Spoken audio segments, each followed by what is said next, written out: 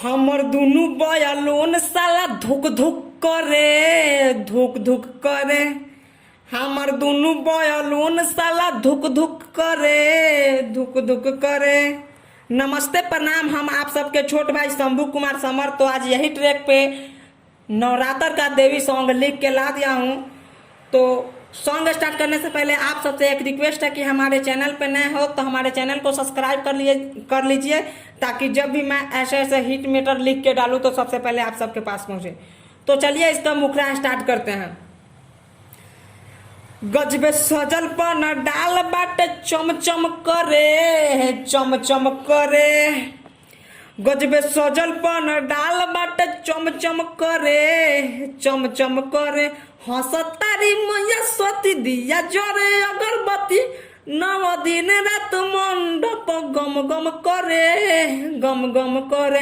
गजबे सजल पन डाल बाटे चम चम करे, चम चम करे। गजबे सजल पन डाल बाटे चम चम करे, चम चम करे। तो दोस्तों इसका मुखड़ा कैसा लगा आप लोग कमेंट करके जरूर बताइएगा प्लीज। तो चलिए इसका अंतरा स्टार्ट करते हैं।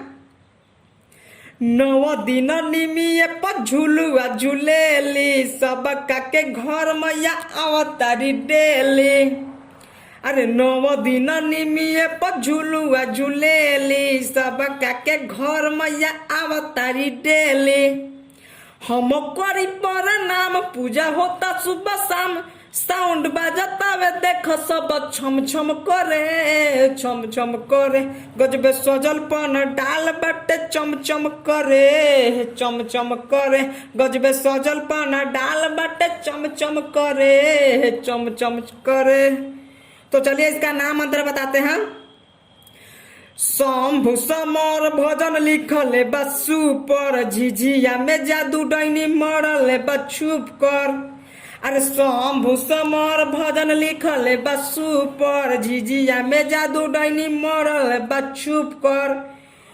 टुन टुन कहे गोहराई दे तू सारा धापुराई, ललन मुकेश साथे सरवन हम करे, हम करे। गजबे सजल पन डाल बाटे चम चम करे, चम चम करे। गजबे सजल पन डाल बाटे चम चम करे, चम चम करे। तो दोस्तों हमारा गाना लिखा हुआ कैसा लगा आप लोग प्लीज कमेंट करके जरूर बताइएगा। और ऐसे ही गाना पाने के लिए हमारे चैनल को सब्सक्राइब कर लीजिएगा। चैनल सब्सक्राइब करने में आपका कोई पैसा नहीं लगता है।